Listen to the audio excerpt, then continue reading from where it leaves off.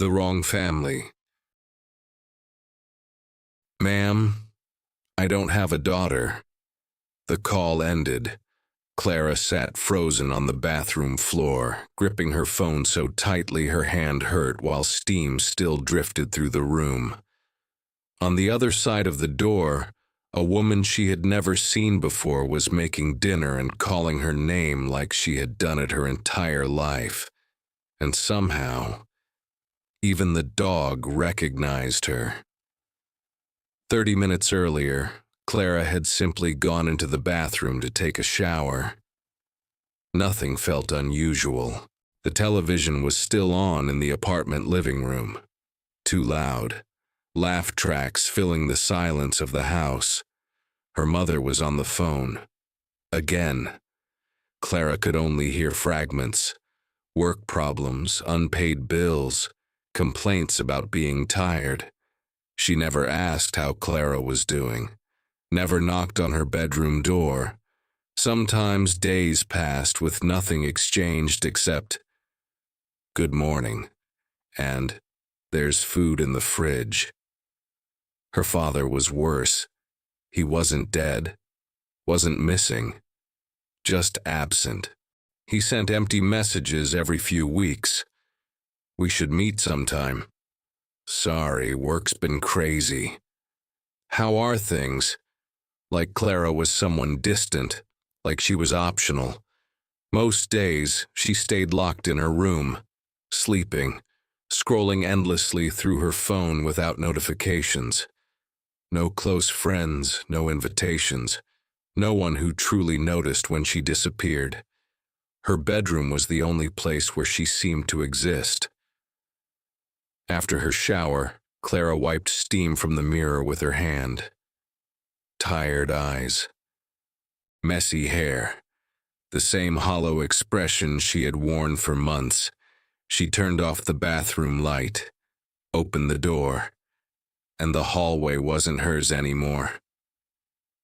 Clara froze. The cracked apartment floor was gone. Dark wooden boards stretched beneath her feet. The walls were blue-gray. Old framed pictures hung where water stains used to be. Slowly, she turned around. The bathroom behind her was still the same. The same fogged mirror. The same towel. The same cheap shampoo smell. But outside the door, it was no longer her home. Footsteps echoed down the hallway. A woman appeared carrying folded laundry.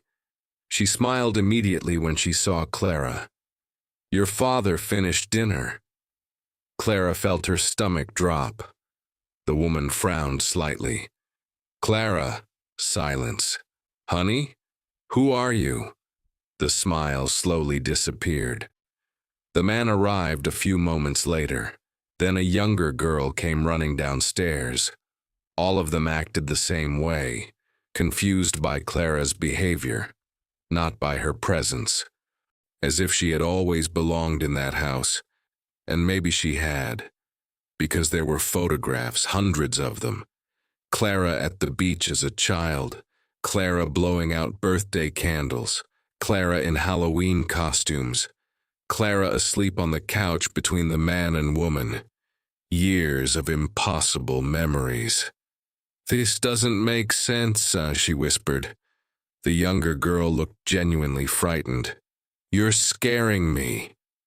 Then the dog appeared.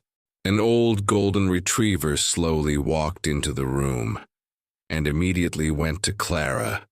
No hesitation, tail wagging. Then it rested its head against her legs, like it had found someone it loved. And in that moment, something inside Clara began to break. That night, she called her mother. She had to remember the number by heart. Even her phone had changed. Now it contained years of unfamiliar photos, videos, old conversations, messages from friends, an entire life she had never lived. Or maybe she had. The call rang 3 times. "Hello? Clara started crying immediately. Mom. Silence. Sorry, who is this? Her heart dropped. It's me. Another pause. Cold. Long. Then, I think you have the wrong number. Please, Mom. The voice on the other end became impatient. Ma'am, I don't have a daughter. The call ended. Clara stared at the dark phone screen for several long minutes, and for the first time, she didn't miss her old home. Days began to pass, and slowly, the new life began settling inside her. The woman made breakfast for her every morning, asked if she slept well, kissed her forehead before leaving. The new father left stupid little notes on the fridge, watched movies with her on the couch, remembered tiny things Clara casually mentioned. The younger sister barged into her room just to talk, sent her memes, showed her new songs, and the friends. That part hurt in a strange way. Her phone never stopped buzzing. Messages, invitations, pictures, calls. People looked for her. People noticed when she wasn't there. One Friday night, she went out with them for the first time. Everyone knew stories about her, inside jokes, embarrassing memories, shared moments. And even though she remembered none of it, she laughed with them, because for the first time in her life, she didn't feel invisible. The memories began 2 weeks later. Small flashes, the smell of sunscreen, her little sister crying after falling off a bike, the dog as a puppy running through the backyard. Clara didn't know if she was remembering or being rewritten, and that terrified her.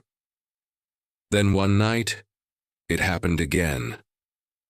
Clara stepped out of the shower, wiped steam from the mirror, looked at the door. Her old hallway was back, the real apartment, dark, silent, cold. The television still flickered in the living room, that same blue light illuminating empty walls. She slowly opened the door. The air felt heavy there. Still, her bedroom remained closed at the end of the hallway.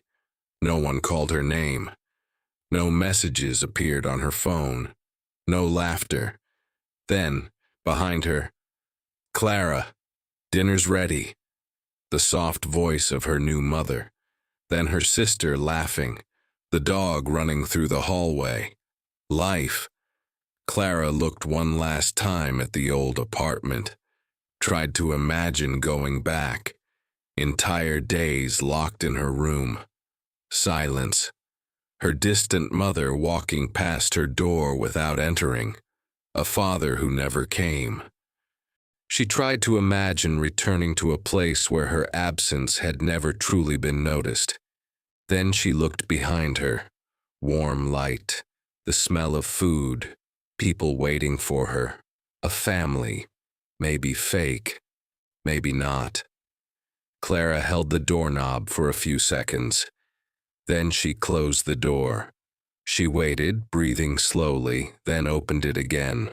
The old apartment was gone. On the other side, there was only the hallway of the new house.